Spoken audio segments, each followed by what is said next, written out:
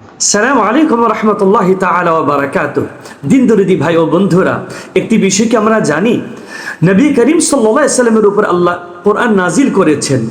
তাই নবী করিম সাল্লাল্লাহু আলাইহি সাল্লাম সাহেবে কোরআন, কোরআনের মালিক। কিন্তু আমরা কেউ কোরআনের মালিক নই, কারণ আমাদের উপরে কোরআন নাজিল হয়নি।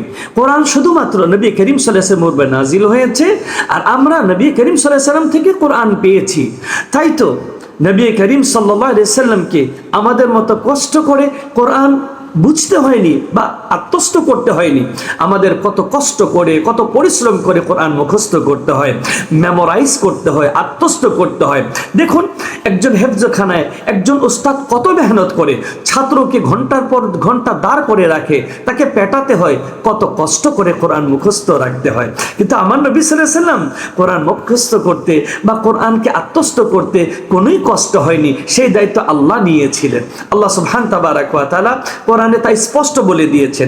কোরআনুল কারীম যখন শুরু নাজিল হয়েছে, তখন রাসূল করিম সাল্লাল্লাহু আলাইহি ওয়াসাল্লাম তা আত্মস্থ করার জন্য, মেমোরাইজ করার জন্য দ্রুত জুব্বা মোবারক নাড়াতেন, খুব পরেশান হয়ে যেতেন। আল্লাহর মায়া লেগে গেল। আল্লাহ ডেকে বললেন, লা তুহাররিক বিহি লিসানাকা লিতা'জালা বিহি ইন্না আলাইনা জামআহু ওয়া কুরআনা। হাবিব আমার, বন্ধু আমার, আপনার দ্রুত জিহ্বা মোবারক নাড়াবার কোনো প্রয়োজন নেই। আপনার সিনা মোবারকে 30 পারা কোরআনুল কারীম জমা করে দেওয়ার দায়িত্ব আমি আল্লাহ নিজে গ্রহণ করেছি। শুধু তাই নয়, ফাইদা ক্বরানাহু ফাত্তাবি' কুরআনাহু থুম্মা ইন্না আলাইনা বায়ানা। আপনি যখন কোরআনের কোনো অংশ বুঝবেন না, আপনি শুধু তা অনুসরণ করবেন, খেয়াল করবেন।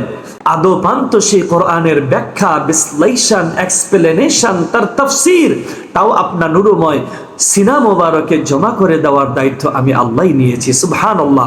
তাই তো আমার নবী ছিলেন সাহেবে কোরআন, কোরআনের মালিক, আর আমরা নবীজির থেকে কোরআন পেয়েছি।